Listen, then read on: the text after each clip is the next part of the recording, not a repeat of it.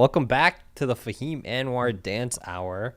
Yes, welcome back. You're still in Downton Abbey, huh? Yeah, I'm still in Downton. It looks like you kind of left the tropical area of Tarzana. Yeah, and now you I look like I'm in an ISIS video or something. this is what my office looked like. Yo, Man. have you still come around to prison TikTok yet? Like, I think I might have DM'd you. A couple of video. them. Yeah. What if it looks so fun? I want to go to prison just to join in the TikToks. Like I stab a guy just because it looks like fun, and I want to do some collabs with the guys at St. Quentin. Yeah. It's crazy because some of the videos will like surface or like be posted, and like a lot of people are on their cell phones. Like they'll do like the common area, and like 4 or 5 people have their cell phones out. So now I'm thinking maybe some prison rules have laxed a bit where you can have cell phones, smartphones in prison. You know, maybe it's not as contraband as we or thought people it was, have rectangular buttholes these days. And remember back, dude, they must have talk about the glory days when there was like a Motorola Pebble. Like, it was so great to shove that up your butt. It was so easy. Or like the original Nokia. Yeah. Like I do you think they look at the Apple Press event and they see the iPhone 12 and think their butthole just hurts? They go, "Oh no, not that." Oh man. Probably Yeah. the Razor. The Razor was the first one that was like, this isn't The shape. be fun. Yeah. Yeah. Or like the original Palm Pilot. Yeah. That's not fun. The trios and all that. But I mean, I Yeah. feel like if you're in the pen, you don't need a Palm Pilot. Do you think anyone has smuggled like a Zach Morris phone up their butt? or is that too much? Look, man, if there's a will, there's a butthole. Hey, that's true. If anybody out there has smuggled a Zach Morris phone up their butt, please write into the podcast, fahimanwardancehour@gmail.com. Let us know if it hurt, if you made a call on it, why you needed to do that. Yeah. People pay the ultimate price, you know? Hey, it's worth it to get that cellular connection in the pen. Yeah. How have things been with the second wave of lockdown in Los Angeles? Have you been going out and about? Bro, not really. I mean, what can you do? It's a bummer. I think we touched on it a little bit in the last pod where I didn't need much to be happy. I just needed to like have breakfast at a diner once a week, like once or twice a week, and do some stand-up shows, like 2 or 3 stand-up shows a week. And those are gone on the second shutdown. Oh my God. So look, it's not as seismic because we've been through it before. So like, I know what it is, but it's still not fun. My dad is gonna be coming to Virginia. He's flying in from Afghanistan, and Are you gonna hug him? I think, well, I'm gonna be gone. I'm gonna be back in LA tomorrow. But he was saying that like, I think I might want to come to LA, and I'm just like, I want to be like, yeah, of course, come through, but I'm also like, I don't know what to do with, I can't take him anywhere. We can't go, That's the thing. anywhere to eat, and You could stare at each other at your apartment. yeah, exactly. And I don't have like that kind of apartment where like, here's the dinner table, let's grab food, because we can't go out to eat. Now let's sit in my apartment and eat and watch a movie or something. I don't know, but he might come, and I'm like, you can come, but for like 2 to 3 days max, please. Otherwise, it'll be too weird. I love you, Dad, but it'll be too weird, and that's too much pressure to put on me with nothing to occupy our time. Exactly, and I'm telling like everyone, like nowadays, because before I would always be like, look, man, anytime guests would come, my place is yours. Come. Make yourself out. Now I'm like, look, 3 days max, bro. I can't host you more than like 3 to 4 days. Like 4 days, you're pushing it. But I can do 4 days. Don't be a burden. Yeah. Because people would come for like a week and a half to 2 weeks and just kind of just be like, well, I'm here now. What are we doing today? And I'm like, I got work to do, man. I can't be like taking you out all the time. I don't know, because like normally I go to the Bay Area around Christmas time and visit my cousins and stuff and my aunts and uncles. And now I don't know. I'm 50-50 on it because, there is this COVID spike, right? Yeah. There is that. And then also, what's open? That's true. Right? Yeah. So then I'm just chilling. And then is it dangerous to be, you're introducing more bodies into a home. Like, I know it's not like a mosh pit, but it is more than the baseline. Yeah. So there's all these factors, like nothing's open. Is it irresponsible? Is traveling safe? Yeah. I mean, like, I'm assuming you drive up or do you fly in? I mean, normally I fly, but for this instance, I might drive because, it's not that much to break off. Yeah. Oh, good news. I'm flying back tomorrow evening. Empty flight again. They bumped me up again. Dude. Bro, you're a capitalist. Dude, when I get back to LA, I don't want people talking to me that I used to be friends with. If you don't fly first class, get the fuck out of my face. Can I talk to you? Am I still you've flown first class. I have. Yes, I have. Yeah, not on the regular, but like one time I don't do it on the first regular class. either. But we've gotten the taste now. We got the taste of, It's like you're a vampire. You get a taste of it, and you can never go back. I can't go back to rat's blood like Brad Pitt from Interviewing the Vampire. I can't. I don't have my hazmat suit though, so I'm flying. I tried to order one, but it wouldn't come in on time. So, but yeah. Anyway, just hold your breath the whole time. Yeah. Speaking of like you going to your cousin's house, for the break, I have a rant. I have something that's been like bothering me, deeply bothering me, and I want your take on this too. Parties. Hosting a party. Do you host parties, Fahim? Like, do you host get-together? Okay, now there's two types of parties, right? There's like an adult party where it's like 8 to 10 friends that come over and you kind of put out some snacks, light food, maybe cater some dinner, and you guys just kind of sit around and chit-chat and shoot the breeze. And then there's like a party where it's like 20 plus people, music's bumping. Have you done any of these? Any one of the two? No. Yeah. No. I've done neither of them. Because when I was living in K-Town, I was in a studio. And there's like zero entertaining you're doing there. Yeah. I only had one parking spot, and that was for me. So it was two issues. Number one, I'm in a studio. And then number two, where are they going to park? K-Town is notorious for being terrible for parking. Yeah. That's true. But now you got yourself a whole house, man. I do, but there's COVID, so I'm saved by the COVID. That's true. I also don't have that gear. I'm not good at like, I feel like I'm perpetually 12 years old. Some people, I'll go to their house. These are people who are younger than me, and they're so good at making like a charcuterie board, or I don't even know if I'm saying it right, but like cheeses and like fruits and like honey and shit. And like, yeah. My brain doesn't even, or I just don't care. And I should, but I don't have that. Oh, I want to host everyone. Well, see, it's a lovely quality. It's a lovely quality to have. I'm glad you brought that up because that's exactly the thing that's been killing me is hosting. I've been, and I'm not talking about something that I've gone recently in the last couple of days because, COVID, obviously, or months, I haven't been to a get-together. But pre-COVID, I would go to a lot of, like, friends would invite people over and, they would host, like, dinner. Oh, come have dinner at my house or whatever. And hosting, like, I think a lot of people think that, like, to host a small get-together of, like, 8 to 10 friends, anywhere between, like, I guess 1 to 10 friends, they think that all I got to do is just provide food.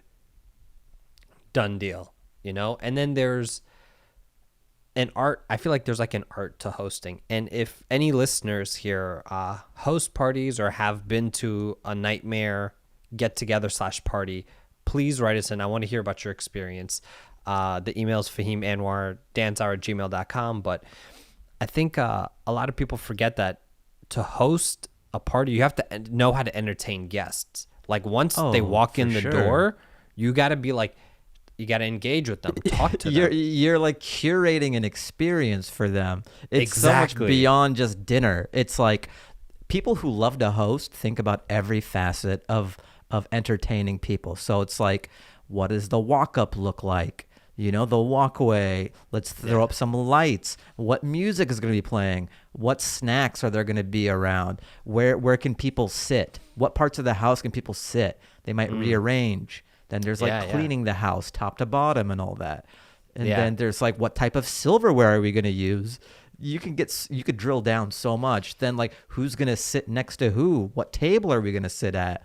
What's going to be the first course, second course? What's a dessert? What are we going to serve? You know what I mean? Like, do I do an ice cream situation? Do I do an apple pie? You can lose your mind over this stuff. But people thrive on this. Oh, yeah. And that's the thing. I think to throw a good like house get together or hangout session or like a little small party is knowing how to host. So the thing that really irks me, I've been to parties where like I will invite my friends, like random people, and then I'll like invite probably like you and, you know, some other people, and they just kind of come, and then, you know, the host like disappears. They like hide. They're like, oh shit, like I'm going to go in the kitchen. That's like the 18-year-old to college years version of hosting. You provide the bones of a structure for people to do what they want. You just provide a safe haven and let them stay there for X amount of hours. Yeah. That's like college hosting. And that's the thing. Or if child hosting. Yeah. If this was, again, a 20 plus people party, that's fine. That's the only time it's acceptable, where you just provide the house and that's it. Once you provide the space, sure. Music, people can mingle if there's 20 plus people. But if it's a small, intimate crowd, you can't like be in the kitchen, like trying to like get food ready, and then, you know, and people go, "Where's so and so, the host?" And they're just never to be found for the rest of the night. Yeah, I've been to so many of those where and I want to like pull the host aside and be like, "Don't ever do this again. Like, don't invite people if you can't sit, engage, talk to them. Like, have a co-host, have like a friend to be like someone." Figure out who's the good one in the kitchen, send them in the kitchen, and someone else needs to entertain, host a guest, talk to them, interact, because like that's not a bad idea. Because my friends might not, like, you might not vibe with my friends, you know, and you got to like invite like-minded individuals. Because if I'm like, okay, I'm going to invite Fahim to a get together, I want to maybe have like some industry people, maybe other comedians or someone that it's like you have common ground with. I can't be like, oh, let me invite Fahim Anwar and my super conservative religious friend that's all he talks about. And then my everything I'm doing is wrong. Yeah, and then I'll have my other friend that's a super like left-wing anarchist radical. Now all three of us, you know, like you're not going to invite Alex Jones and AOC to the same dinner party. Yeah, exactly. Anyways, I was thinking about that because I don't know why I was thinking about that the other day, but it really just got under my skin that like this one individual did that, and like him and his wife hosted like a dinner like a month, like literally right before COVID hit. They hosted a dinner. There's about maybe like 8 to 12 people there, and my friend, the husband, like just hid in the kitchen or was trying to like avoid guests. And I'm like, bro, we're all just awkwardly sitting here in your like living room watching. It's like we broke into your house just to watch you guys live your lives. And I'm like, I'm not here for a free meal. Like, I'm here to hang out and have a good time. But anyways, that's my gripe. So that's for a PSA, listeners, if you are older than a certain age, what do you think that age cutoff is? I think 26 and older. If you're 26 and younger hosting, that's like advanced. You're pretty advanced. No. I think 22. I think Damn. once you're out of college. You know what it is? I'm thinking by LA standards, you know, because it's a little bit of Arrested Development out here. So that's why I pushed it out a few years. Sure. But anywhere else in the country, you say 22? 22 or older, you should be able to host like an adult? Yeah, if you're like in the suburbs of like, again, Northern Virginia. Yeah, 22-year-olds here, you know, they get married and have houses and got a mortgage at like 22, 23. LA. Right. But I feel like even in LA, there's still like an element of like it depends like how successful you are. There are guys who are like in their 40s doing like sketch comedy and sleep on an inflatable mattress. You know what I mean? They're not hosting anything. That's true. I had to graduate, you know, and I was okay with that, living on like the match, because I saw like a lot of memes a couple years ago about like all guys, you know, you're getting your heart broken over a guy who sleeps on the floor or like has a mattress on the floor, no box spring or whatever. Yeah. And I you know, like I was like that for like a few years. But why are they mattress shaming? That's not cool. Yeah. Sleep is sleep. Sleep is sleep, man. Whether we can afford a bed frame or not. Springs or air. Look, there's less stuff to throw in the landfill. Okay, right? It's just a little bit of plastic instead of wood, springs, whatever else is in a bed. Yeah. Anyways, I wanted to just get this off my chest because it's something that's been bothering me. Because I know this is very similar to last year. I did a whole rant about people who wait in long lines at restaurants and then get to the cash register to order. And then they're like, let me look at the menu now. And I remember that infuriated me just as much as people who host parties that can't entertain guests. But anyways, now that I got that out of my chest, you feel better? How's this week been? Yeah, how's this week been for you, man? Bro, I've got to tell you about some stuff. So I've been writing on this show for a little bit now, right? Like maybe 2 weeks now or something around then. And just initial thoughts doing it and all that.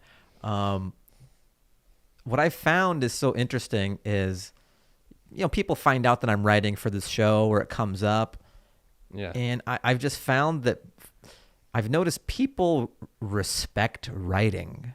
Like people really respect writers and writing. Like, I just see a tonal shift happen with people, or it just has some gravity to it that I didn't imagine that it would. Because I'm not trying to do that. I'm just matter-of-factly telling them what my current job is if someone asks or something. And these are like colleagues and friends of yours. Anybody. Like whether it's my parents, even like, I will say especially from like my parents and like family friends and like aunts, they really salivate at this writer title. Like writer for a CBS sitcom. They just like, ooh la la. Well, that's like, wow, that's Hollywood. Congrats. Yeah. I guess, but because you've made it. Not only do you just live in like Hollywood, but like you're in like the Hollywood studio system. Like you're everything what they dream about. Like when they think about Hollywood, like you're going on set. Well, not yet, but like you're on the back lot. You're on set. You're giving notes. But the thing is, I've done those. I just feel like I've done harder stuff in my life. That's true. When it comes to entertainment, like acting on shows and like stand up and like late nights. And I'm not new to this. I've been in the biz for a while, and I feel like I've done some really, I think things that are certain degrees of difficulty harder than this writer's job that I'm doing. Look, it does have its own challenges, and it's gratifying in its own way, but I don't think it's as hard as some of this other stuff that I've done. And I put a lot of weight into these other things that other people don't seem to weigh the same. So that's just been eye-opening to me about what people value and how people value things differently. Like even when I did my first late night was Seth Meyers, Yeah. So that was the first one I ever did.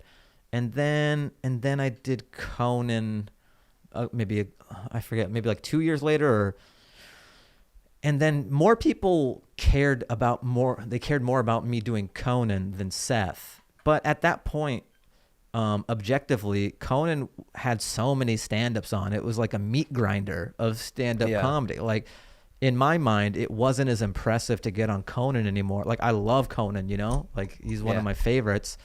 But in terms of like the amount of comedians that they have on that show, it wasn't as impressive as doing Seth for me, because Seth always had way fewer.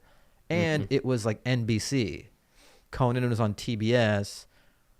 But I guess people I myself as well grew up with Conan, so it just had a certain place in people's brain. Yeah. Where even though I think Seth was the harder get, people cared more about Conan. Yeah. And the same is true of like this writing job. Like me doing the 1 hour, or me doing GOATFACE, or me acting in some certain things, or I don't know. I've done some things in my life, and then just people, and this writing job kind of just fell in my lap, and people fawn over that more than anything. It's just strange that something like one of the easier jobs that has come to you in your career is the thing that people are fawning over the most currently. Yeah. So what's happened recently in the sense of like who have you bestowed this information on that they've been like, oh shit, My dad, I touched on that last time, like him asking all these questions about writing, and just because it's such a legitimate job and he just loves jobs. Yeah. I've told he's not a fan of comedy. He just loves jobs. He just loves 9 to 5s, sit in your chair. So that, and then my aunt texted me and was like, "Oh, I heard the good news." And oh man, and it's great, but it's just, it sticks out a little bit where I'm like, oh, okay, this reception is a little larger than other things that I've done. So that, and then also, so this is just changing gears, just more on the writing. I just wanted to talk about all these things because it's interesting. Being in the writer's room for this show, so the name of the show, I think I've talked about it before. It's called United States of Al. Yeah. Right. So it's about this relationship between this Marine and this Afghan translator. And, they form this friendship by working out there. And then the Marine helps him come to America, and he lives with him in Ohio, I believe. So, so it's kind of like experiencing America through this lens for the first time. It's a cool concept. And I remember my apprehension, we talked about it before, where I was approached to maybe be the guy, Al or whatever. And I always had this knee-jerk reaction when it comes to anything ethnic, just because it's so easy to get it wrong. Yeah. Especially when you don't know who the writers are, you don't know what the POV, and so when you put an accent on, there is this worry that, like, hopefully the writing is smart and they know what they're doing. It just seems like a loaded gun. Whenever I get asked to do an accent or something, so I usually have an aversion to it. So that's kind of why I wasn't like all in at the beginning. I kind of like, I had some other things, and I go, I might do this other stuff. But now that I'm in the writer's room, there's Afghans in there. There's me. There's this guy Habib, Ursula, who else? And then like Hila is in there. Hila, right? Yeah. So there's enough Afghan voices in there, and hashing out these scripts, it's great.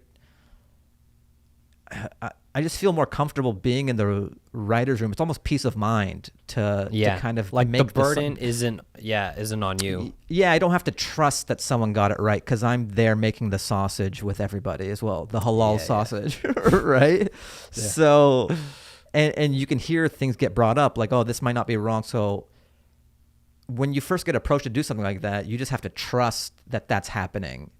And there's no way to know. But being in the room, it's cool to know that there are all these voices there to check maybe a POV that is not congruent with, the experience of this person, to try to get it right as much as possible. So it's good to know that effort is being made, and to be in the midst of it.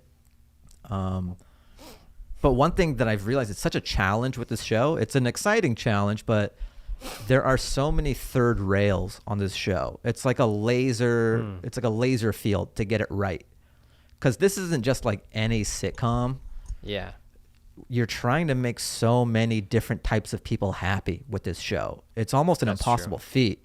So I thought about it. Think about all the people that you got to make happy on this show, or don't want to offend. Yeah. So you don't want to offend Afghans, number one, right? That's true. Yeah. You don't want to offend just woke internet, just woke people. Yeah. You don't want to offend the left. Maybe that's one and the same. You don't want to offend the right. And then you don't want to offend like Marines, military people, because the guy's a Marine, and that is a storyline, and that is a flavor of the show. So that's a lot of people that you've got to keep happy. Whereas any other regular sitcom, you don't have to worry about those things. It's just kind of pie in the sky writing. Yeah. But there are so many hot, but like things that you got to get right on this. This is a touchy. It's sitcom, touchy. Yeah. And it's you're walking a minefield. Yeah, it's a very fine line with everything, and it's a sitcom too, so you can't be as nuanced as like a Rami, or where you show these shades. So like if you want to portray something that happens with Afghans and it's not the most positive light, but it is real, part of you's like, okay, this may be nuanced, but it may be too nuanced for a sitcom. And on a sitcom, it may read as like all brown people are like this, rather than this one person or 50% who go through this. So you can't explain too much on a sitcom. Yeah. Because of the format, you know? Like, so you know how nuanced Rami can be? Yeah. You cannot on this. And it's not like we're trying to on this either. They're different types of shows. But yeah, that was just one thing while being in the room. I'm like, wow, we got to make a lot of people happy on this and not offend a lot of people.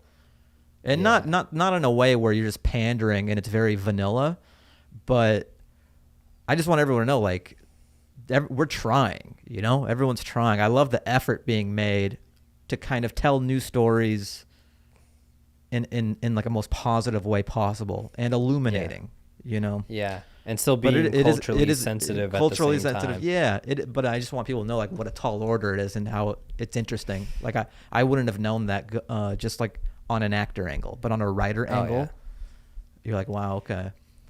Yeah. They picked a very interesting kind of theme and format for the show, you know? But, you know, I have trust in the writers because, you know, I've spoken to many of them on the show that you guys are a good team, and I'm interested and excited. When's it gonna drop? When's the pilot gonna air?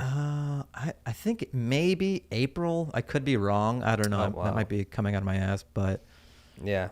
Also, I kind of want to elaborate on something because I think we talked about it on one of my podcasts.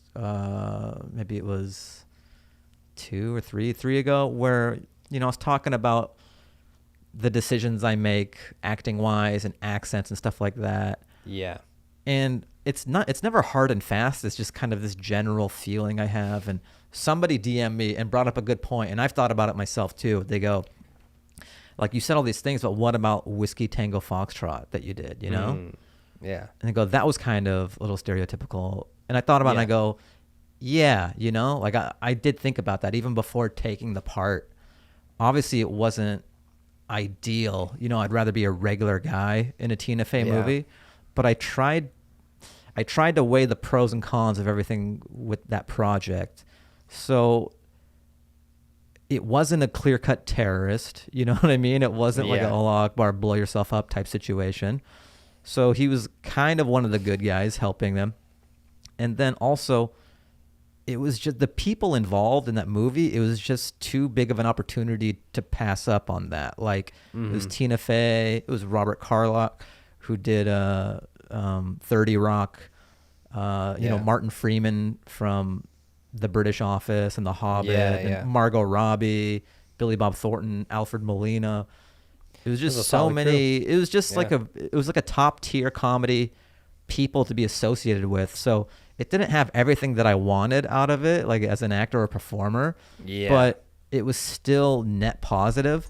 So that's why I did it. And also, it was just a one-off. It was just a movie. It's not like I'm playing this role, a series regular on a show where I'm accent guy for however long, and I have no control over being accent guy. Yeah. Because it's just, you're just beholden to the writers. Yeah. So it was just, there was enough comedy, cool comedy people associated with it, and it was a short job where I was like, okay, it doesn't have everything, but I'll do it, you know. Yeah, it's net positive. So that was the rationale behind that. Yeah. That makes sense. Yeah, it wasn't like fucking. And then also, I auditioned for the other role. I auditioned to be Fahim in the movie. Oh yeah, that's right. We've talked about this. So I didn't even audition for that role. They just gave it to me. Yeah. I auditioned to be the more nuanced Afghan interpreter in that movie, but you know, I got pretty far, and then ultimately they gave it to the white guy. You know, Chris Abbott. That's how it happened. Chris is a cool guy, you know. He did a good job. Yeah. And so that's how it happened. They offered me this other part, and I was like, I mean, I'm not gonna not take it. There's too many cool people involved in this, and the not being tied to it for 10 years or whatever. Whereas like this show, it's cool that I can see the POV, I can see the words being made. There's protection in that. Yeah. Yeah. Yeah, So that makes sense. I think if the listeners do want to go back to that conversation that we had like a year ago, I think it was episode 51 of this podcast where we initially talked about you going out for this audition or not. So it's for deep this in show. Yeah. So it's deep in our catalog. So if you guys haven't, go back and take a listen. Damn, that's very specific. How did you know? Are you Rain Man? How did you know 51? I know each episode. I have everything categorized and cataloged. You just look up into the sky and go 51. It was definitely 51. Have you watched Queen? I think we talked about it. Have you watched Queen's Gambit? Yeah, man. That's why I'm on tranquilizers now. Yeah, she just like looks up and all the pieces are just like scrambling around, and she's like, "All right, that's how I got to do it." But okay, all right. So things are going well in the writer's room. Yeah. Adjusting to the work schedule. Yeah, like the first day, my body was like, "What is this?" Because I was just so used to waking up whenever and just that stand-up comedy lifestyle. Yeah. But now I gotta wake up. I gotta take that lunch, and then just that Zoom life. And now I'm on a Zoom. My whole life is Zoom, man. Just plug me in. Yeah. I'm never not looking at a laptop. How do you feel getting in front of the camera out of bed? Do you have to like get yourself together, look presentable, or are you just like, fuck it, yo? Well, that's the thing. You can cut corners. You just have to look good enough for Zoom quality. The back of my head could be fucked up. Yeah. I think I did a tweet where I go, for Zoom, you just have to look good enough on Zoom. The back of your head it's like those houses on a Hollywood lot where the front looks good, but there's nothing behind there. Yeah. Yeah. It's like those facades. Yeah, as long as this looks okay, it doesn't matter what's here and back there. Yeah. But I was kind of slumming it a little bit for 1 or 2 days, and I realized I'm the only one who kind of looks like shit. So I'm like, all right, I got to comb my hair, no hat. It kind of sucks because everyone's working from home. You've got to pretend like you're not lounging at home when everyone is. Yeah, maybe. Yeah, you got to. You know what I mean? Yeah. Like everyone has to pretend that they're going into the office. Look business. Why can't everyone on Zoom? Yeah, why can't everyone on Zoom just do a pact? Just be like, hey guys, can we all just not try? Hats and sweatpants is cool. I just want to listen to whatever the ideas you have. I don't care if you're wearing a hat or you're very comfortable. Yeah. It'll get there. One other thing too is I'm realizing, because the job takes out so much of your day. That's such a new phenomenon to me. Like I had to return something at the UPS store, and it closes kind of early, so all I have is my lunch break. Oh my God. I forget that this is how people live. They go to work and they have to take care of these tasks, and they have to do it on their lunch, which seems like a crime. They have to do it on their lunch or on the weekend, and that just seems sucks. You're like, that's for relaxing or eating. So now I have so much sympathy for people who have day jobs and they have to save all these like bullshit menial tasks for the weekend. Like, just let me. That's why there's always like a duck out for 30 minutes. Yeah. During the weekday, if you're on the streets from like 12 to 2, there's a peak of traffic. No, like out of nowhere, because everyone's trying to scramble during that lunch break and try to. Dude, when I was doing stand-up, my whole life was just errands, and because I had nothing until like 8 p.m. at the earliest. Yeah.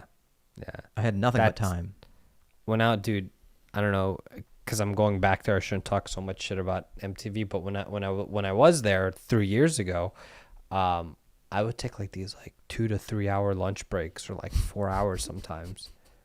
And they'd be like, where were you? I'm like, just, in the bathroom, grabbed some coffee, went downstairs. Like, you must have missed me every time I walked away.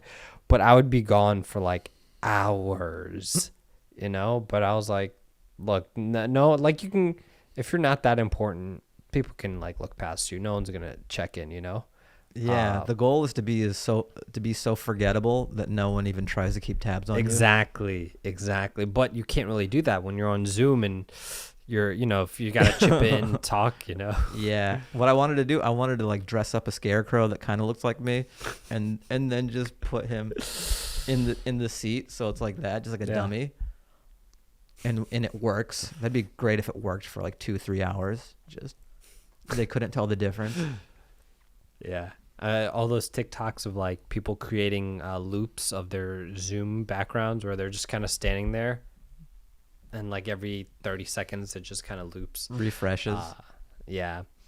But okay, man, that sounds exciting. It sounds exciting, like you're adjusting and going with the flow with things now. Going with the flow. I think we meet the cast on Wednesday, so they'll hop on the Zoom.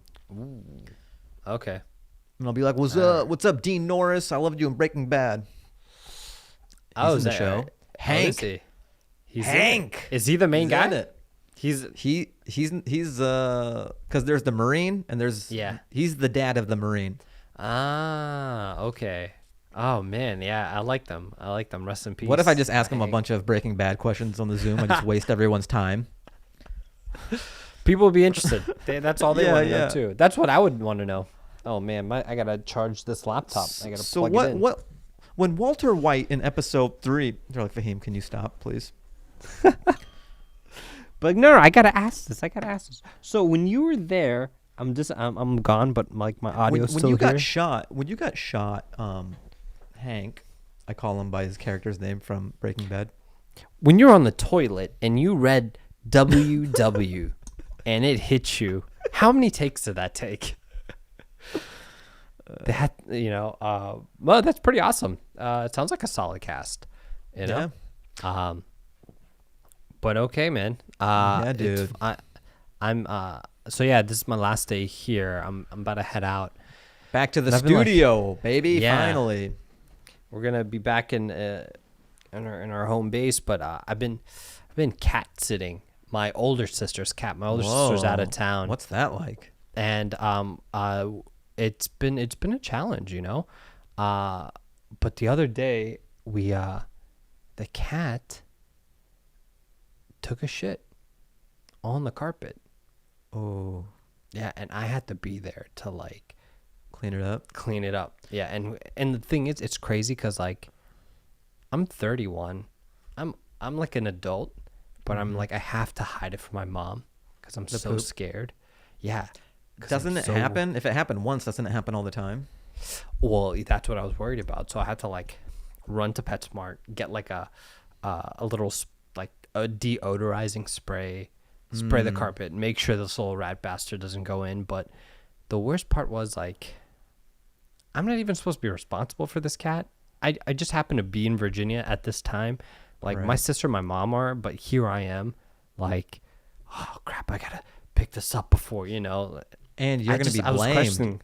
You're on the hook for this poop. Yeah, and I felt like I was going to get in trouble for the cat not going in the litter box. My other sister like switched up the litter or whatever. Oh, so that's on her.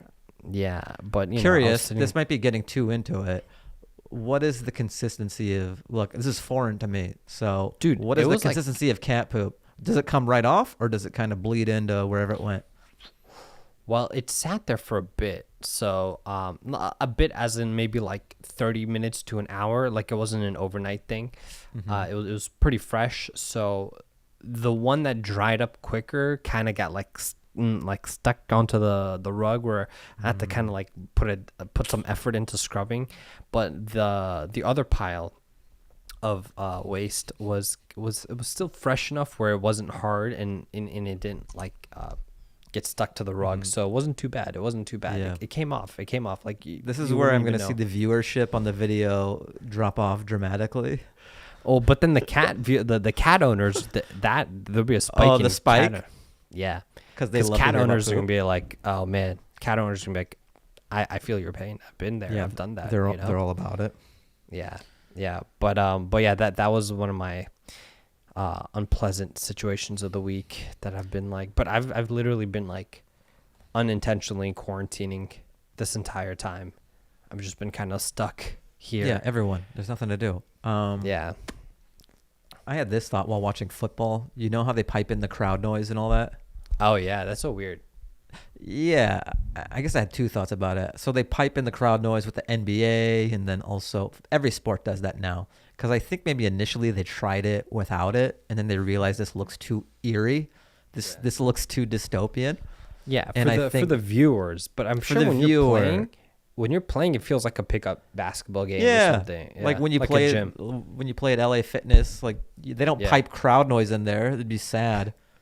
Just a bunch of like programmers playing a rec league game, and you pipe in like. But I think it was just too weird for the viewers to watch that, and also maybe they're worried about society being reminded of COVID when they just watch a football game and you can hear crickets.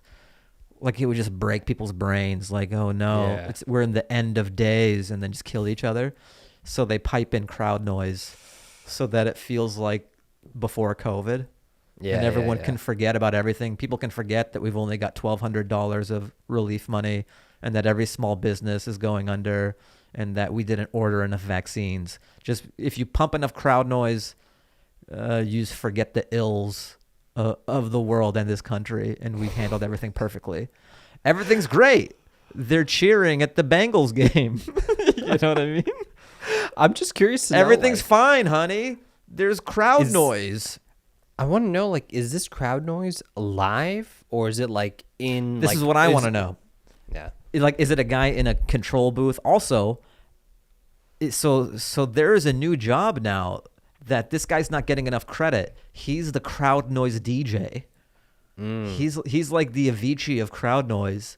He must get paid so much money because he's the most valuable guy right now. So whenever someone gets sacked, he's on the and if so, big play, if you miss a field goal, like an almost catch, like he's got all these different sounds, and he's able to mix it and make it seem like a real game. And he's like, I would love to watch like an inside NFL, like him trying to break down the science of it, you know? Oh, for sure. He's got a bunch of keys. He's like a roadie, and he's just up there, and this guy's the real hero. All the NFL players are saying like, this guy is where it's at. Look, I mean, anybody can do what I can do, but what Gil does, that's next level, and he's just in the booth like, he has an art to it. There's an art to it. Yeah. I just want to know, like, do the players hear it or only the people at home hear it? You know, like, that's what I'm kind of interested. Because if the players are hearing it, it's got to be really loud for, like, the cameras to pick it up on at home, you know? I also had this other sketch idea about this genre or whatever, where this guy, he actually he composites all the sounds himself, too. Like, people think it's just generic crowd noise. He actually... He goes into the booth and he does like 90,000 different people and interactions in the stadium, just like go Aaron Rodgers. Like he just does so many variations of that. Yeah. And then like, you knocked over my beer, motherfucker. Just like various, just that. Fights, yeah. And then like defense. He just has so many tracks, and then he meshes them and he mixes them. But he lays down all the vocals, he mixes them, and then he DJs them. And he's like the Hans Zimmer of live sporting fake sound. Yeah. And he wins like an Emmy for his work. And whatever the advancement of sound design and live sports. The one that no one watches. Yeah. The one that they have at 2 p.m. The Emmys for like... science and technology advancement or some shit. And it's hosted by Mario Lopez. Like technically it's a celebrity, and all the nerds are like, cool, I kind of know who this is. Obviously Idris Elba is not going to be hosting that, but they're like, hey nerds, we got you Mario Lopez to give you an award. And they're like, sweet, that'll do. How we looking in the mailbag these days? Oh, dude! Last week was a heavy bag, and we're gonna continue the trend. People they rose to the challenge. They go, "Oh, we're not emailing you? Check this out, motherfucker!" I mean, oh yes, oh yeah. Hey, we love connecting with the fans. All right. This is from Cyrus, Dance Hour fan. Hey, Fahim and Ali, big fan of the podcast. I listen to it every week. Very funny. I'm also a big fan of your stand-up and sketches and share them with all my friends. Thanks, dude. This has nothing to do with anything you've ever said, but I really like soup. It's my favorite food. My friends make fun of me for it because I'm not 100 years old. What the fuck? But they're just jealous. They're just jealous and stupid cows. In any case, I created my own social network for soups called Soupstagram, which is in direct competition with Instagram, where I post pictures of soups and other soup-related content. Check it out. It's gotten a lot better. And the URL is soupstagram.com. Best wishes from Montreal to both you guys. Keep up the good work on the podcast and have a happy holiday. That makes sense. Take care, Cyrus. Thanks, dude. That makes sense. He's from Montreal. Obviously, someone from Montreal would create a fucking soup Instagram website. They got a lot of time out there. You know why? Because they take care of their citizens so well that they have that kind of time. I guess they have enough vaccine and relief packages where they can make Soupstagram. Here we're killing each other for toilet paper. All right, this one is from Johan. Let's see. Yeah, Johan. Johan Jaeger. Mailbag. What up, Fahim and Ali? This question comes from Johan. Born in Greece, grew up in the U.S., and now living/working in China. Damn, this dude all over the place. Metropolitan. All right, big fan of the dance hour despite the conspicuous lack of dancing. That is true. No, we do, but just not on camera. When the cameras are off, but it's also to inspire you to dance. We inspire the listener to be dancing. Look, we know we can dance, and like that's a skill set that we're not here to gloat. We're here to impart that on the listener and viewer. Mm-hmm. Okay. All right. Also, fan of The Apartment. You and Asif did a great job of bringing attention to young talents that many people would have otherwise had little knowledge of. You and Fahim should incorporate that into Dance Hour and interview some of those people. Maybe we will. Maybe. Why not? He said this earlier too. Fahim, been enjoying your comedy from back when you did the hour special. Thank you. Fahim, 2 comedy-related questions. Number 1, in light of the conversation regarding the Hasan Minhaj, Dax Shepard truth bomb, do you think this also applies to the comedy world? Also, let's see. Do I answer that right now? I feel like we talked about that a couple episodes ago. Maybe. What's the broad strokes from last time? I don't remember. But I do know it was the last. I think it was the last episode that we had in the studio. So it was like either the Thanksgiving drop, the post Thanksgiving drop episode. Yeah. Okay. I will paint with the broad stroke here. I do think that there is something like that in comedy, and I just think the industry loves archetypes. They love like a funny black guy or a funny fat guy or like. They just want to hear certain things from a certain vessel. Like that's very sexy. So if you have interesting ideas from a different type of vessel, it's hard for them to wrap their head around. Like if there's been no blueprint for it before.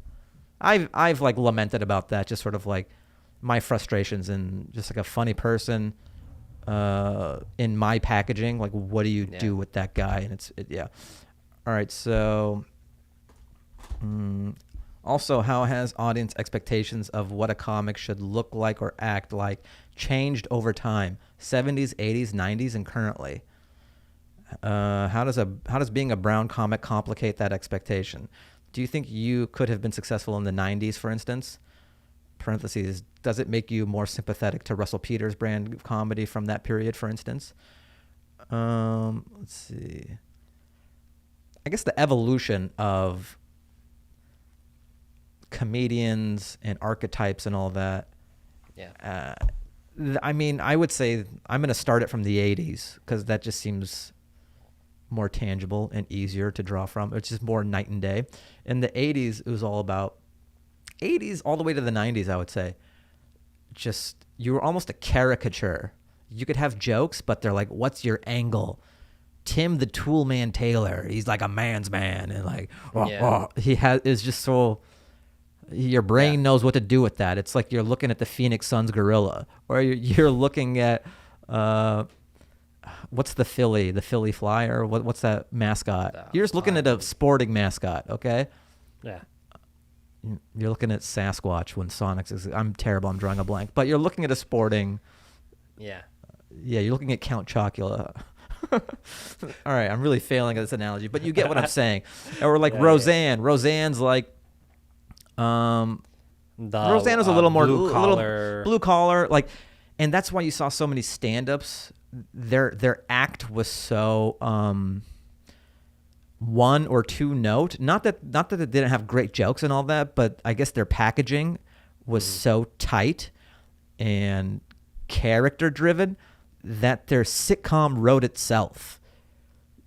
Like Andrew Dice Clay, like, oh, like this guy, like nursery type rhymes. Yeah, or like I'm sure him off stage is like a toned down version of that, but him amped up, you kind of know what the project is because it's like a performance version of this personality. Yeah. I'm trying to think what's another good example of from the 80s. I don't know, but those are Dangerfield. Yeah, I get no respect. Yeah, so they deliver it in a certain style. It's like their angle. They have great jokes and everything, but it's like the guy who says, I got no respect. Or Gallagher smashes fruit. So people had more obvious hooks back in the day. Yeah. I guess, yeah. And then that makes sense. I think of the 80s and 90s, it was like that. And then I would say that the thousands and kind of where we are now, or I guess the thousands was more alternative comedy. So you get like Patton Oswalt and like Janine Garofalo, and what began to become sexy was being real and honest and exploring, being less of a caricature and being real. So I think the 2000, like late 90s, early 2000s is when comedy shifted towards like an exploration of self and being more real and honest on stage rather than playing a character on stage. Yeah. And sense. I think that and then Meltdown, happened in the 2010s or whatever. Just that was like a whole new offshoot of stand-up comedy, just being real and not putting on a character. And that's kind of where, and then Louis took that, and then so did Burr, and these are sort of torchbearers of that, the most famous torchbearers of that style, like Burr, Louis, Patrice O'Neill, Chris Rock. Even though Chris Rock in Tambourine is kind of what I'm talking about, but Chris Rock still was like, he amped it up a little bit. He was like a heightened version of Chris Rock for Bring the Pain and some other specials. He was like a version of Chris Rock. Yeah. And I think he did Tambourine the way he did just because of the evolution of him as a person and a performer. I think him wearing a shiny suit and still prowling around wouldn't feel of the times. Mm-hmm. So that's why he did a more stripped, toned down version for Tambourine. And Chappelle has always been more conversational and introspective and laid back. Although when you watch early Chappelle, you can see that he wasn't as... Look, he's always been brilliant and a master orator, but less so from his early Conan appearances or early stand-up. Like, he still had great bits, but he was like a guy doing stand-up rather than just like this being up there on stage sharing his thoughts. I don't know if that answers your question.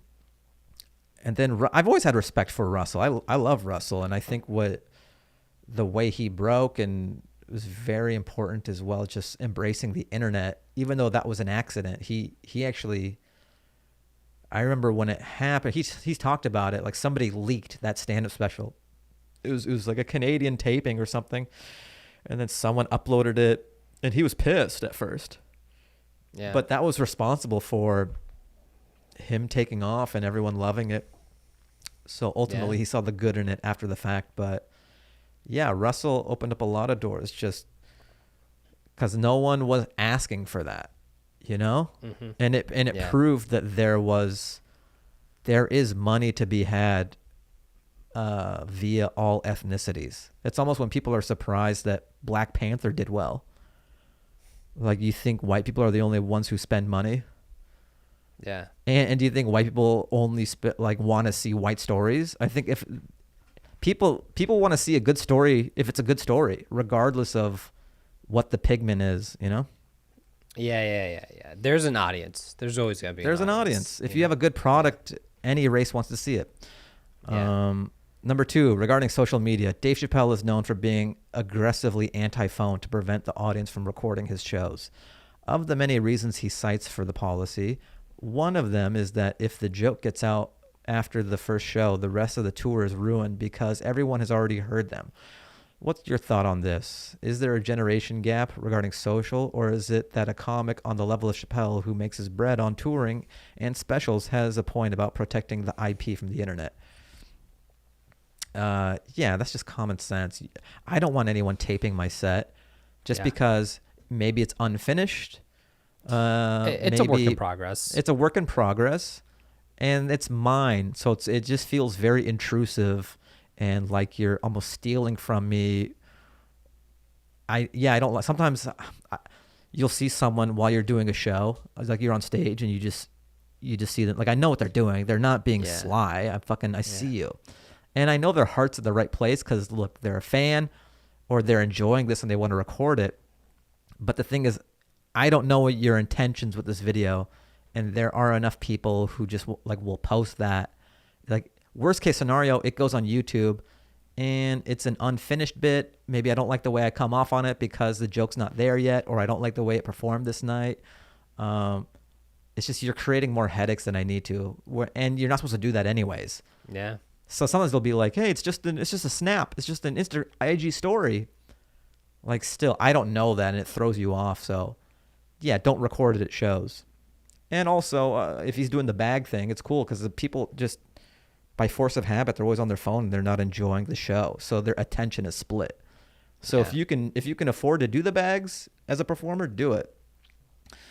All right, you've commented about the idea of hoarding content for specials before. Simply seems like you have a different take on it than some/many other comics.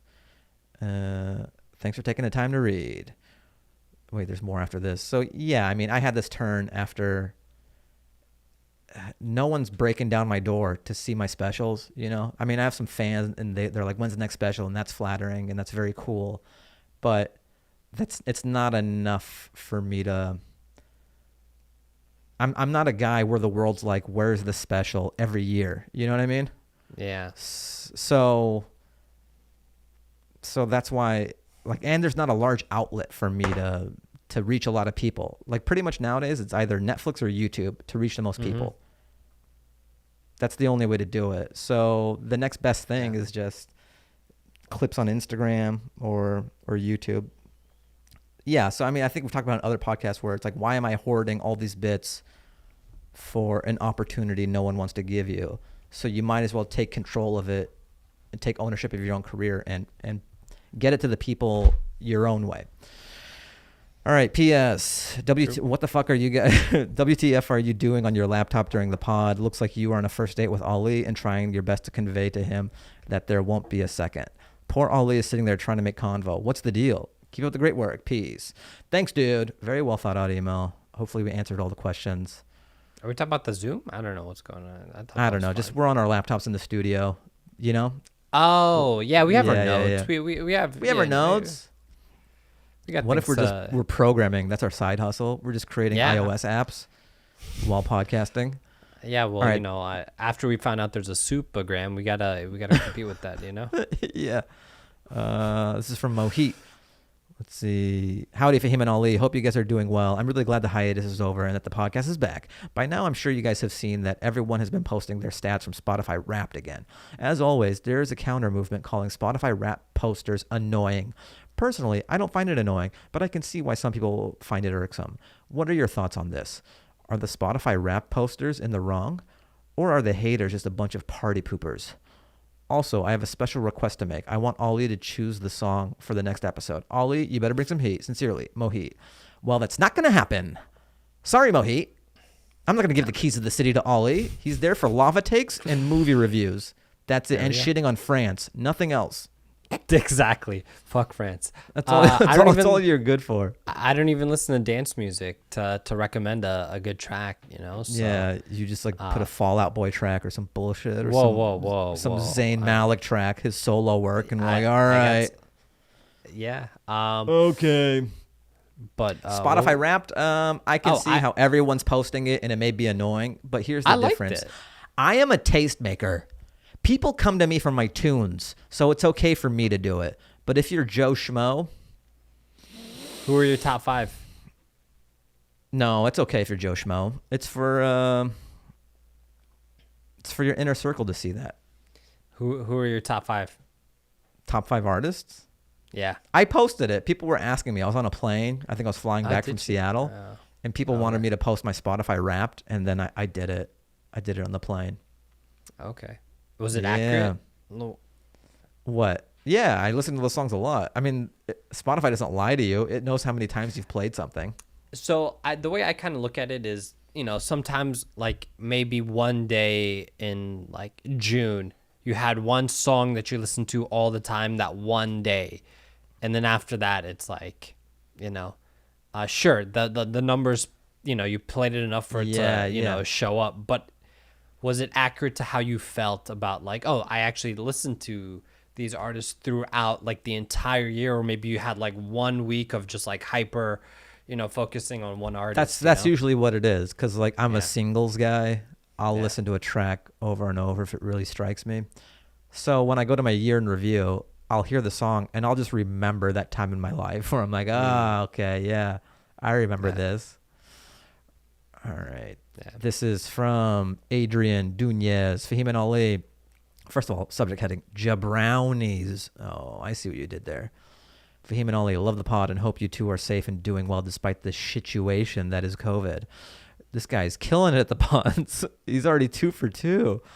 To Ali, in some recent episodes, you advised one of the mailbaggers to be careful what they say because, quote, countries have gone to war for saying much less offensive shit, end quote. After you ironically put France on full blast and on top of that, waged a personal war with, quote, bitch owners. I think war mode Ali should be on the pod more. My question to you is, as a filmmaker, what is something you learned in your career that was so important that you apply this knowledge to the things you produce now? Go, and then I'll read the rest of it. Oh, dude, I don't know. I have no idea. It's gonna be something I'm gonna have to really think about. Something that I learned that I apply. You know, honestly, time. That's genuinely like I think we always overestimate how much we can get done in such a short amount of time. It's like, oh, we got 2 hours. We could bang this out. We can do like, you know, 10 different setups and blah, blah, blah in like 2 hours. Yeah, we'll be in and out, like, you know. And every time you get there and you're like, no, we need like 6 hours for like just to, you know, just to set something up. Like, look, you can get something done in 2 hours, run and gun, but it's not going to be something that you're going to be happy with when you're editing. Cause you know, like you'll be sitting there looking at the footage the next day and you're like, fuck man, why do we rush this? Why didn't we do more takes? Why is the lighting so bad? So yeah, time is your friend. And one thing I learned now that I do with every project is like the client's like, yeah, what do you think? We need like 2 hours. I'm like, no, we need like 4 to 6 hours if we really want this done, you know, and it gives you time to kind of like take your time on set too and breathe, you know, because I've been on too many sets where it's like we get there and it's just like a race, and after you're done you just want to like break the camera because you're not happy with that. But yeah, anyways, that's I see. To Fahim, love your style of comedy and the way you deliver. Let's say you're on stage and one of your jokes failed to deliver adequately, thus leaving the audience quiet with a lingering awkwardness in the air. My question is, what is your technique to subvert awkward silences as quickly and effectively as you can, be it in stand-up or in conversation? You just got to move on or address it, or I don't know. My whole thought process on a joke not landing is just jokes are just like pieces of bread that you're tossing out to like a duck, or they're not precious. Like my entire being and my self-esteem isn't wrapped up in this one joke I'm trying out. Yeah. It's sort of like I'm a guy up there. Here's an idea. You're not into it. I don't give a shit. Like and not in an adversarial way, but it's sort of like on to the next, or let me try this other one. Or yeah, I think the only time you run into problems is if you do a joke, it doesn't work, and then you crumble. like it's taken all the wind out of your sails, and then people are like, this guy's a shell of a man up there. and then yeah, you need to work on that. Then it's less about comedy and more about you being comfortable on stage. One last question for both of you. What's one of your favorite insults that you've heard? Recently for me, it was while playing the video game Overwatch, and someone on our team said, I would call you guys cancer, but at least cancer can get kills. I couldn't get mad at that. Thanks, and keep up with the pod. Much love, Adrian D. Do you have a favorite insult? A good insult. Not that I can think of off the top of my head, but I do love a good insult. Sure. All right, this one's racy, bro. You ready? Let's hear it. First of all, it's from Little Whore. so there's that. Subject heading, OnlyFans. Hey guys, AW here. Love the podcast. One of my favorites to listen to while at work. Just wondering, what are your thoughts on OnlyFans? Do you think it's demeaning, empowering, or maybe advantageous? Personally, I think it's a great way for people to embrace their bodies and their sexuality. Would love for you both to check mine out for free sometime. And then her handle is Little Asian Whore. So there, for our listeners or viewers, there you have it. But not sure if you're into that kind of thing. And then it has one of these emoji faces. You know, like, oh yes, like the awkward laugh. I mean, I think most people are into porn, but maybe not on a subscription-based platform. Shrugs. Anyway, thanks for all you guys do. Can't wait to hear your thoughts. P.S. I just finished listening to the Zoom Hour episode. I think the male equivalent of compliment for thick would be manly build or strong build. Husky isn't used as often anymore, but I don't mind that term either. Smiley face. PPS. Ali is not the jabroni. Host should provide all the ingredients for s'mores should not assume someone else will bring anything. Thank you, Miss Whore. Bro, am I learning that the formal thing? I love how you got so formal with that. Am I learning I'm the jabroni here? Like, so many people are saying that you're not the jabroni. I feel like a jabroni. No. I think it's debatable. I think it is debatable. You know, it can go both ways because I can see it going both ways, but my pride doesn't allow me to admit that I'm not the jabroni. Yeah. But so my thoughts on OnlyFans. I have that bit that I posted on Instagram. That I mean, the gist of it is, I'm kind of jealous that like women have that safety net of you know, like no matter how hard things get in life, you can always open up an OnlyFans, and it's a great financial safety net to have. Yeah. And I go like, guys don't have that. I can't be like if I don't make it in comedy or something, I can't just be like I'm gonna jerk off on a webcam. Like, hey, what's up, guys? I'm going live. Here's my Amazon wish list. And, you know, sometimes I'll do these jokes just because they're jokes and they're funny. But I love all the fact checkers in my comments. Like, some people will be like, actually, male performers on OnlyFans do better than female performers. Or I'm like, all right, okay. I mean, it's just a generalization. But what's fascinating about OnlyFans is I think the reason it's so successful is because it's like indie band porn. Yeah. You feel like, yo, I'm hip to this. It's like small batch artisan porn. Instead of getting homegrown, a grassroots. Yeah, type. like Nabisco cookies. This was made at a farmer's market. Like, like you know what posters are in this girl's room. Like, there's a chance you see her. Farmer's market of sex work. It's yes. It's a farmer's market. You feel more of a personal connection. It's like porn in a mason jar. So that's why guys have this special connection because they know, like, they're like, only me and 50 other guys are jerking off to this.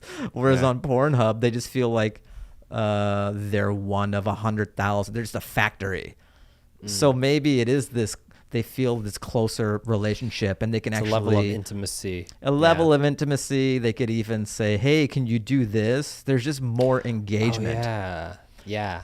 I think that's the name of the game. I know it's a different wares, you know, like I operate in comedy, but any social media platform you operate on, there are metrics like and things that do well, like engagement and, you know, fan engagement and response, and people want to feel like they know you and there's more of a personal connection with you and the artist or the person. And I think OnlyFans bridges that gap. Which is why I'm proud to announce my page is going live. It's a combination of dancing and explicit material. I think that's my thought on it. Yeah, I haven't looked into it too much to I mean, and I wouldn't be anyone to say if it's empowering or whatever, you know. I think it's a line of work that individuals do to, you know, make a living. You know, at the end of the day, it's a business, and you know, people need to make money to survive. And you know, if you have to do OnlyFans, and if you can do it, you know, do what you got to do. If your internet is good enough, yeah, if your internet's you have good enough bandwidth, you got a decent camera, and on top of that, you know, because I think some of my mutual friends that I like knew from like years ago kind of tried OnlyFans, and they were telling me that like it's not as easy as everyone kind of makes it seem. Like, you know, it's like any other social media platform where you have to get subscribers or friend or quote unquote like fans or whatever it is. You have to get it. You have to create a way to like build your audience. You can't just like create a profile and if you build it, they will come, you know? So it takes hard work, man. Yeah. You can't put one video or I like how we're trying to explain how to grow on OnlyFans. Like top 5 tips to grow on OnlyFans. You've got to jizz more than once a day. you got to do it 10. Give your people the content they want. Stack it's a combination of stack shoot. You may not have enough fluids to do that. Outsource your editing. No, I'm playing. But yeah, that's all thank right. you. Thanks for listening. Yeah. All right. This is from Carson Carr. Subject heading: Ivan Drago hair scare. That Rocky IV review was spot on. I hadn't watched it since childhood and rented it the other night to relive the glory. I was obsessed with Dolph Lundgren's flat top haircut as soon as the trailer premiered, and I couldn't wait for that to be my next look. It was the first time I needed mousse, and when the first can ran out, I blindly reached for my mom's supply that she kept under the bathroom sink. The manufacturer, though, was Nair hair removal mousse. Luckily, after like 10 seconds working it into my scalp, it smelled so gross and burned so badly, I aborted the sculpt and jumped in the shower to rinse it out. This would have been a better story if I'd gone bald for life because of Ivan Drago, which was a legit fear that day. But it wasn't that serious. Anyway, thank you both for the last thought provocation, and music recommendations. Thanks, dude. See? Music recommendations from me, not you. I don't even know what that was about. Was that the one of the episodes I wasn't on, or? Nah, I don't know. I think we talked about Drago for some reason. I love how things like we'll talk about that are just completely escape our memory, but it really struck a nerve with one person. That they had to email. Yeah, this Ivan Drago beat. All right. This question is from Ray Shib. Question for the podcast. Hello, friends. All my life, I had been staunchly against conspiracy theories. Everything from QAnon, Bigfoot, to Tupac living it up in Cuba. That is until recently I saw a UFO with my roommate in NoHo during quarantine. 2 months ago at 4 a.m., he saw it first. It was flying a saucer on fire, moving rapidly sideways. Both of us saw it for a good 5 seconds, and then it disappeared. It was at around 10,000 feet altitude and only a mile away. Since then, I've been going down this rabbit hole. I saw the documentary The Phenomenon, 2020, parentheses, which is absolutely insane. Most UFO sightings are by credible members of the military. The filmmaker and scientists featured were interviewed by Rogan last week. So, question, how do you guys feel about aliens? Thanks, Ray Shib. I think aliens exist. I think they're out there, 100%. I think. Didn't a news story come out that said like this ex-Israeli military guy said that aliens are out there? They're just waiting until society's ready to come out. I don't know about that, but the Pentagon literally like in October or something like, or maybe a year ago, the Pentagon said there are UFOs out there. Like the U.S. government admitted that, you know, there's shit out there. So, and like it just kind of got overlooked. Like no one really, you know, they released those videos, that like cockpit video of weird things. Crazy. It's crazy if you and that's the thing. I don't want to think too much about it because I know once I can get lost in these thoughts of like something's out there, something's watching us, and it's something that we have no control over, that we can't do. We physically cannot do anything to change or protect ourselves, and we have to rely on, I don't know, Superman or some shit, but. I mean, Superman was a fucking alien himself.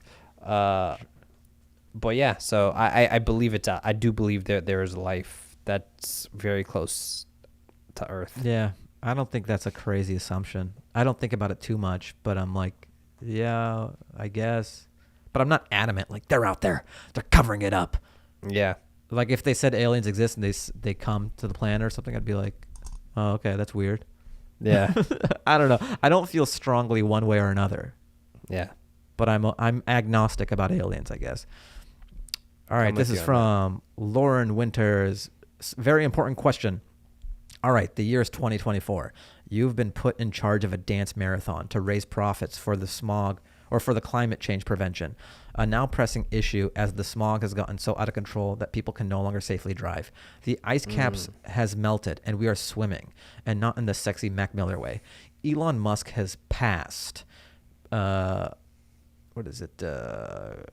Parentheses, retired to his island, end parentheses, and our chances of survival depend on your dance marathon.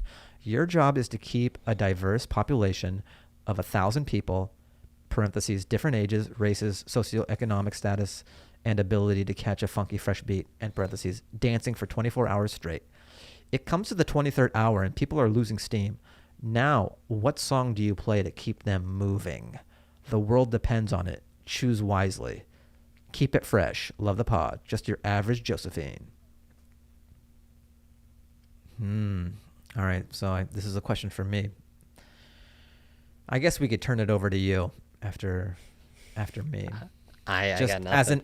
as an exhibition, to see what Ali's take would be. Because mine's canon. Mine is heralded as truth. Okay. So I've thought about this email a little bit. There's different ways to go about this. There are certain songs that are bangers for me and would do the job, and it just touches my soul in a certain way that it would get me to an 11 or a 12. But I don't know if that would be true of a population of 1,000 who have all these different demos, you know? Yeah. These 1,000 people are not me. And one thing I have noticed about music is that as much as I kind of gripe about pop music or whatever, it is the great unifier. It is such a shorthand between races, genders, ages. So if I am trying to increase the greatest utility, which is get everyone dancing, I think I need to swallow my elitist dance pride and play something poppy. Something that just, it taps into nostalgia. It bypasses everyone's prefrontal cortex. It just hits their brainstem and they're moving before they even realize it. Now, what is that pop song? I'm thinking, I would say maybe something Michael Jackson, but I feel like that gets played so much. Michael Jackson is so popular that people are accustomed to it. It's like, I grew up with Michael Jackson and I'll hear these songs and they affected me as a child and all that, and maybe as an adolescent, but they're almost caricatures of songs at this point. You know what I mean? Yeah, that's true. Like I know that it's good, but now it's become more than a song. It's like a plaque. It's like a plaque. Yeah. So it needs to be something that is not that iconic. It's huge, but not, so it's a shorthand, but not so much that it's beyond a song now. Yeah. So maybe Prince, maybe something, you know? Okay. Maybe Let's Go Crazy. I don't know. I got to do my homework a little more. But look, I'm doing broad strokes here. Something by Prince. Like Prince's most danciest song. Maybe that. Okay. So there's That's that. how you'll And say then it. if we're being selfish, for me, I would say, okay, there's two answers. I really thought about this. There's this song by Friendly Fires called Paris, and it's the Airplane remix. That I love that song. But the second half of it kind of falls off for me. It turns into this other song in the second half of it that I don't love that second half. But the first half of that song is a banger. I love it. And then, I'm talking about this way too long, but dancing, I think one of the most beautiful dance songs, like dancey and just artistically composed and just beautiful dance songs is it's by Pacific and it's called Runaway to Elsewhere, but it's the Breakbot remix. So I mean, that song I gave you has nothing to do with anything, but for some reason when I was reading this email, I thought about that song. And if you haven't heard it, definitely check it out. So Runaway to Elsewhere, Breakbot remix by Pacific. Yeah. All right. Do you have an answer for that or no? I think I would do one of two things, because you're right. It has to be a very well-known song. It has to be a classic nostalgic where people get excited to continue dancing. I think I would do one of two songs. Getting Jiggy With It, Will Smith. You know? Oh, man. I feel like it's such a... I would not dance. You feel like that would kill it? My eyes would roll. Really? That's like if you wanted 60-year-olds to hit the dance floor. Nah, man, that's a perfect song. Getting Jiggy With It. Na na na na na na na na. Yeah, it's more of a like an excitement of a nostalgic thing versus like it being like, you know, or In Sync, I Want You Back. I think that would get the millennials again. Here's the thing. That song will speak to like a 30-year-old girl, like a 35-year-old girl. If you said, I want to get all the 36-year-old white women on the dance floor at this island, that's the song you play. Yeah, everyone else is staying put. Like, what is this? I think I have an answer. All right. Okay. While you were talking, I had an idea of what the song would be. Sure. It would be Madonna. It would be like Madonna, 80s Madonna, like Starlight or something. Oh, or Holiday. I can see that. Like, Madonna off her debut album, a track off of that. Yeah. I figured it out. There you go. All right. This is from Mark Luber. Subject heading, tried to write a review of FADH. Hey, Fahim and Ali. Love the podcast. Actually took the time to write a review on Apple a week ago, and they never published it. Maybe it's because I titled it, This Podcast Cures COVID. That leads me to wonder, number one, does Apple have a filter that blocks any reviews using the word COVID? 2, is this an example of the vast conspiracy or the right-wing nuts keep yapping about? Or 3, do you think a panel of Apple execs determined after a detailed analysis during a Zoom meeting that your audience is too gullible to handle this title, making it too dangerous for publication? Keep up the good work. Mark Luber. Thanks, Mark. Thanks for trying to review it. Who knew COVID was a dangerous word for Apple reviews? Maybe try to write another one that doesn't have the word COVID in it. I don't know. That's just a workaround. Obviously, look, we don't love censorship, but we could really use that review. All right, we got 2 more. We got 2 more here. All right, this is from Anju. Mailbag painting idea. Hi, Fahim and Ali. I love listening to your guys' podcast. I used to listen to you while driving to work, but since I've been at home, you guys are one of my favorite ones to put on while painting. This is weird, but you both have calm and comforting voices that don't startle me when I'm zoned out painting. Hey, that's nice. We had a little difficulty there. Ollie's audio went out and we fixed it. We got some batteries for him. But I have like a few minutes till... Yeah, okay, we'll go quick. All right, so I wanted to share something I made when I was listening a couple weeks ago, and I messed up a bit laughing at your dad knocking the lamp down while you were trying to surprise him with a Rolex. I don't know if you could tell, but I painted over the border of her nose. Anyways, I've really been enjoying painting cartoons lately and was hoping you both could give me inspiration on what to paint next. A cartoon, but with a twist. Thanks for your idea ahead of time. And then she included a picture of her painting. She's really good. This is Lisa Simpson meditating with like a third eye. We'll throw it up. Somewhere. Let me see how this looks. I can't. I mean, we're doing it on a webcam here. Hold on. No. Well, I guess I'll just have to wait till... There we go. Whoa. She's actually pretty good. She's really good. Thanks for sending this. This is great. What should she paint next? I don't know. What cartoons are you into? What am I into? I mean, I love that it's The Simpsons because that's my all-time favorite. So she already killed that in a good way. Yeah. Cartoon with a twist. I'll think about it. I mean, I grew up on the Ninja Turtles. My favorite was Donatello. Ooh. Maybe that's something. Who knows? What about yeah. Maybe Donatello. ninja? Do Donatello doing stand-up comedy. Maybe that'll be a thing. I love that. Yeah.